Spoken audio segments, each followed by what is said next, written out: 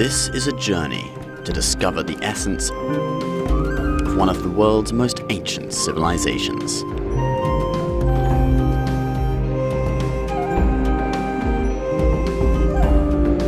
Discovering China. Hi, I'm Alina Wang and welcome to Discovering China, the show where we traverse the vast tapestry of traditional Chinese culture. We'll be finding out about Confucius, China's most famous philosopher. We're back in Taipei to hear the judges debrief the chefs who made it through to the semifinals of NTV's culinary competition. And Margaret talks to Shen Yun dancer William Li about classical Chinese dance. It is hard to talk about the values of traditional Chinese society without mentioning Confucius. Now Ben Hedges takes a look at the story of China's most revered philosopher. Hi and welcome to our new series on Chinese historical figures. Today we're going to be starting off this first episode talking about Confucius. And if you're talking about notable figures in Chinese history, Confucius is a great place to start, because he really is the philosopher who defined Chinese society for the past 2,000 years. Now, Confucius is thought to have lived from 551 to 479 BC, during the so-called Spring and Autumn period, when China's Zhou dynasty was gradually splitting up. Now, this era later turned into the Warring States period before China was unified again in around 200 BC. Confucius was born in the state of Lu. This is in modern-day Shandong province. Now, at the time when Confucius was born, China was kind of like medieval Europe. Different states were competing with each other for power.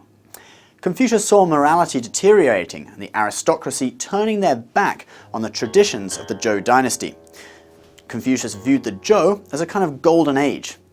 Confucius felt he had a mission to return China to its former glory, to return to the Way, or the Tao. Now, today the Tao refers to China's traditional culture of self-cultivation and emphasis on the way of virtue. Confucius felt that people in his age had lost true respect for the established rituals and norms of society. They merely carried out the formalities without really understanding the true essence.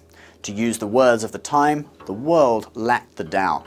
Thus Confucius started a mission of educating the populace.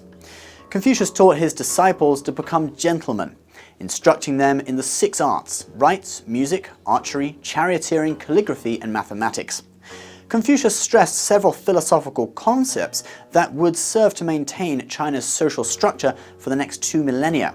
These include benevolence, righteousness, propriety, wisdom, and faithfulness, as well as loyalty and filial piety, or the respectful relationship between subordinates and their superiors, such as sons and their fathers, or subjects and their rulers. Confucius was never employed in any significant government post during his lifetime. But during the Han Dynasty, almost 300 years after his death, Confucianism was adopted as the state philosophy. Confucianism came to be known as one of China's 3 belief systems, which also included Buddhism and Taoism. But Confucianism is very much a philosophy for those living in society, whereas Buddhism and Taoism stress withdrawing from the world to seek spiritual enlightenment. The Confucian belief that rulers needed to be virtuous led to the establishment of the imperial examination system. These examinations started in the Sui dynasty, which ran from 589 AD until 618 AD. The examinations saw officials selected based on their academic achievements rather than through a hereditary system, as was common in other parts of the world at the same time. Thus, scholars noted that for many centuries, China had the most advanced political system in the world. Gradually, these examinations became more structured through history. They saw prospective officials tested on their understanding and ability to memorize Confucian texts. Their answers during the exams had to demonstrate the well-cultivated thinking of a Confucian gentleman. The exam system ended a few years before the fall of Imperial China in 1911. After the communist takeover in 1949, Confucianism was ruthlessly attacked, especially during the Cultural Revolution and the campaign to smash the 4 olds: old customs, old culture, old habits, and old ideas. Since Confucianism had been at the very core of Chinese society for 2,000 years, the communist regime's attack against Confucianism can really be seen as an attack against the very essence of Chinese culture. But Confucianism has survived. particularly due to the preservation of the customs in Taiwan and by Chinese living overseas. Today, when speaking of traditional Chinese culture, Confucius can be seen as one of the most influential figures from ancient times right up until present day. His teachings at the very heart of China's traditional culture of self-cultivation and emphasis on virtue.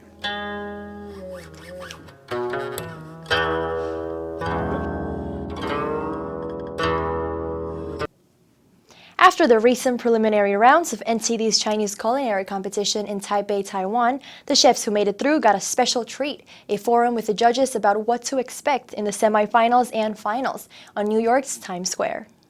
The Asia-Pacific preliminary rounds of NTD's 2012 Chinese culinary competition have concluded in Taipei, Taiwan.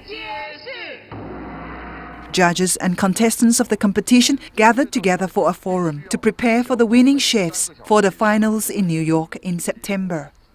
During the cooking competition, contestants had to compete in 45-minute rounds. Within that time, they had to cook one required dish and one dish of their choice. The same competition conditions apply to all of the 5 categories of Chinese cuisine. But Huaiyang cuisine, which requires precise knife skills and close attention to the heat of the stove, is especially challenging. We want to let everyone understand what are our views. It can be fat but not oily, crisp but not overdone, and add a little of that thick oily red sauce. This can bring out the original flavor of the meat in the soy sauce. It will then thicken naturally. Remember, you absolutely must not thicken Hongshao pork with cornstarch, because I think we saw people doing that this time. That is equal to throwing away all the good work you've put in. Several winning contestants expressed their insights about cooking traditional Chinese cuisine.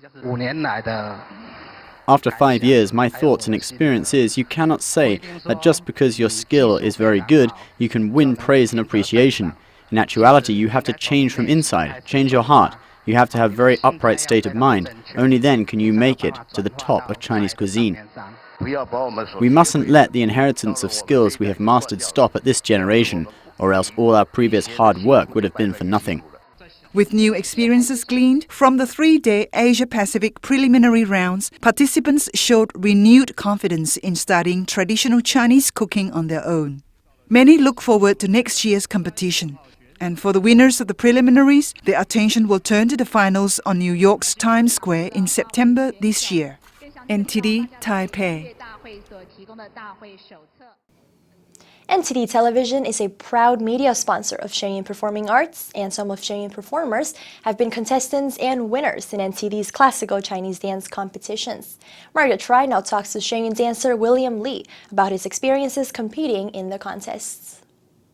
NTD Television is now preparing to hold its 2012 International Classical Dance Competition. Shen Yun Performing Arts principal male dancer William Li speaks about his involvement in previous competitions. Li has participated in NTD's dance competition 3 times. He describes how he overcomes stage nervousness. When the music starts and the curtain opens, actually, you can't really see the audience when you're on stage because it's all black down there. So I just focus on my character, like the setting and what character you're trying to portray. Li recalls his dramatization of the Song Dynasty warrior Yang Liulang in his first competition. I try to feel what he's feeling, be the character, and then it's just you just try to become the character. Li received the Excellence Award in the junior men's division. In 2009 and 2010, he took the silver medal in the same division.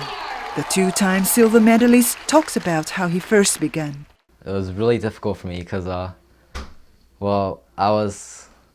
wasn't very fit, so I was pretty chubby. So I had to the teachers worked me a lot to lose weight. Li's most memorable role is the Monkey King.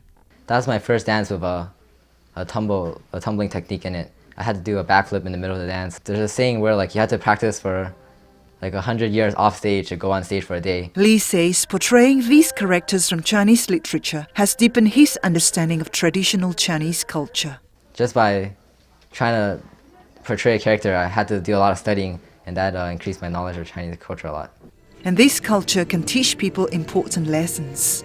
Well, people could learn the values of Chinese culture and it's 5,000 years of culture. It could teach people a lot about like morals. Lee is now thinking about what character to portray in this year's competition. Contestant registration for the 2012 competition has already started. Initial rounds will take place in Hong Kong in August, while the North American preliminaries and finals will be held in New York in October. Margaret, Trey, NTD News, New York.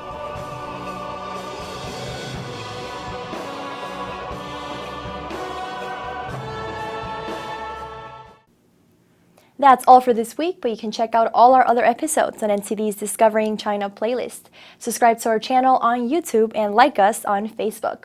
And until next time, to use the language of Confucius, remember to stay in the Tao. Thanks for watching.